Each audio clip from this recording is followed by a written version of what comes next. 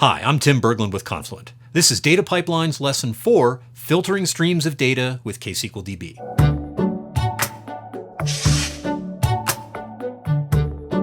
Now, filtering is a pretty simple concept, but let's just go through it as our introduction to stream processing. Remember, so far we've covered how to get data in, that's ingest, how to get data out, that's egress, and that's an important part of a pipeline, moving the data through. Not much of a pipe if things don't flow, but we want to look at what we can do to add value to that data as it flows through the pipeline. So Kafka itself, the open source Apache Kafka thing, has this built-in stream processing library called Kafka Streams. It's really cool, really powerful. We've got a whole separate course on it, a bunch of examples in Kafka tutorials. It really is a great thing. If you're a part of the Java ecosystem and you're already writing microservices in Java and you're super good at deploying Java and that's just a thing that you do absent-mindedly when you wake up in the morning, that's great. But there are a lot of people who aren't like that, and you don't want to have to learn all that just to do stream processing.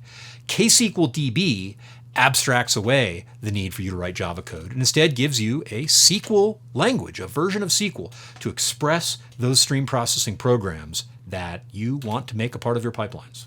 In our stream of ratings data, and if you've been skipping the examples videos, then you haven't seen ratings, but if you've been watching them and working along, then you've seen the ratings data. There are some messages there that are generated by a test system that have mixed in that stream with the production data. Now, this is part of the data generator simulation. Just enter into my story here for a second, if you would. So there's these test messages. We don't want them there. We can identify them by looking at the field called channel. And when that field channel has the value test, we know they're test messages. We want them to go away. That's filtering, right? We want that to happen.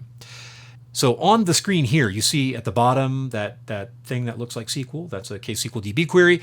And you see an animation of messages coming in from the source topic or source stream. Looks like it has 3 partitions, and that filter doing its work. Sometimes they just kind of fall down and disappear as if dropping into the bit bucket and going on to their eternal reward, and some of them make it over into one of the partitions of the target topic.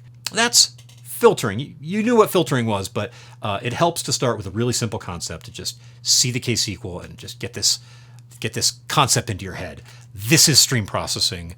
This is real-time computation happening on messages in our pipeline. We'll see if we can come up with something a little bit more complex next.